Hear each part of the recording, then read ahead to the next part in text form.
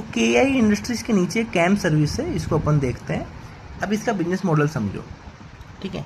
तो ये देखो, जितने अपने मोस्टली जो भी म्यूचुअल फंड वगैरह होते हैं ना, म्यूचुअल फंड तरह तरीके की स्कीमें लाते हैं, तो आप स्कीमें वगैरह खरीदते हो। तो ये क्या करते हैं ना, म्यूचुअल फंड को ना बैक एंड सर्विस देते हैं, ये सपोर्ट प्रोवाइड करते हैं।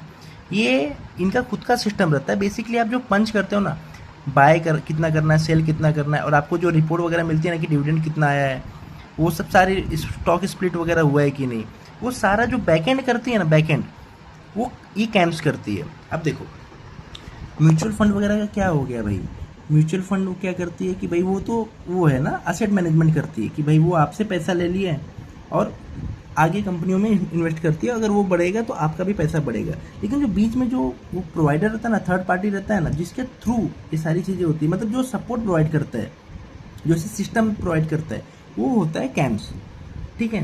तो इनका बिजनेस मॉडल भी एकदम सिंपल है कि जितना आप कैपिटल डालोगे, इन्वेस्ट करोगे, रिडम्पशन करोगे, उस पर ट्रांजेक्शन फीस लगता है, वो तो है ही, प्लस जो म्यूचुअल फंड इनका ये सिस्टम यूज करती है ना, वो भी इनको पे करती है, ठीक है।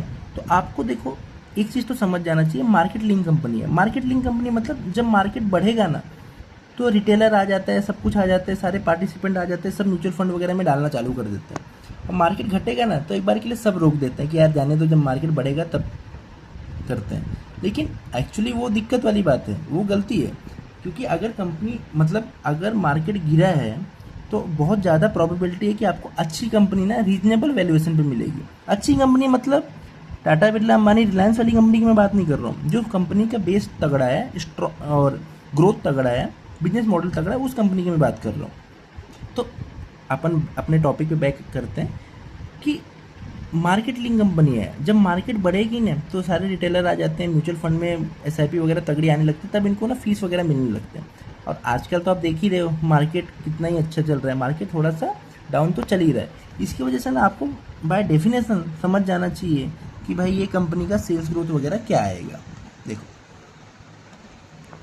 10% से कुछ सेल्स ग्रोथ वगैरह आया है इनका। अगर आप ये देखोगे ना, कुछ रेवेन्यू 6% से बढ़ा हुआ है। देखो, ये पूरे साल की बात करोगे तो ये उसका कौन कॉल है, मतलब कौन कॉल PPT है।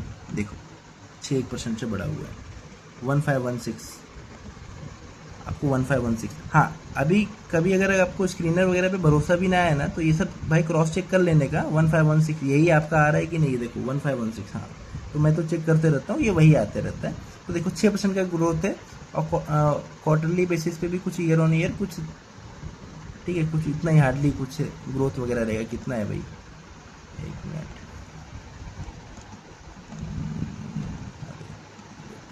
हाँ कुछ 11% का है, ठीक है।